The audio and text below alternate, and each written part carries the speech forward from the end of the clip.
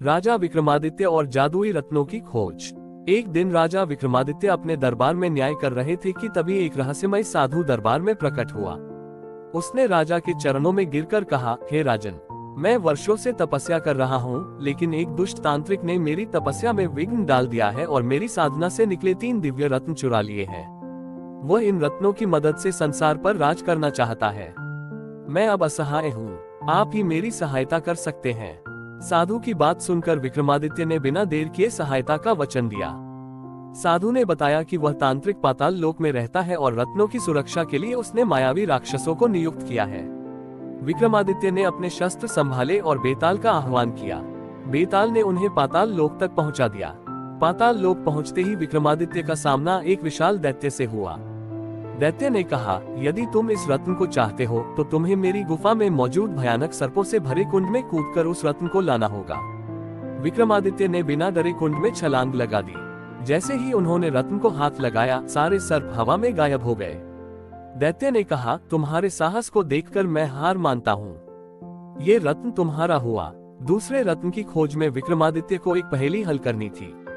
एक गुफा में 3 द्वार थे, जिनमें से केवल एक सुरक्षित था।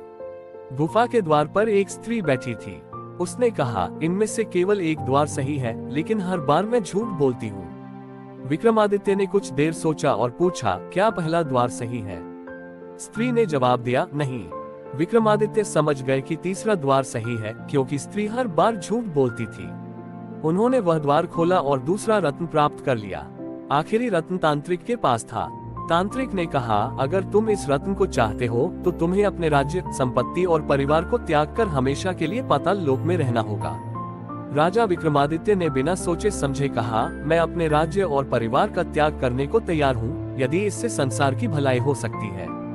तांत्रिक ने राजा के त्याग से प्रभावित होकर रत्न सौंप दिया और अपनी गलतियों के लिए क्षमा मांगी। राजा विक्रमादित्य ने तीनों रत्न साधु को सौंप दिए। साधु ने उन्हें आशीर्वाद दिया और कहा, हे राजन, ये रत्न अब आपकी सुरक्षा में रहेंगे। इन्हें संसार की भलाई के लिए उपयोग करना। विक्रमादित्य ने उन रत्नों की शक्ति से अपने राज्य को समृद्ध बनाया और प्रजा को सुखी किया। निष्कर्ष, राजा विक्रमादित्य का त्याग, साहस और बुद्धिमत्ता ने एक बार फिर साबित कर दिया कि वह केवल एक योद्धा ही नहीं, बल्कि सच्चे धर्म और न्याय के प्रतीक भी हैं। दोस्तों, आपको हमारी वीडियो कैसी लगी कमेंट में जरूर बताएं और वीडियो को लाइक करके चैनल को सब्सक्राइब करना ना भूलें और राधे राधे जरूर लिखें।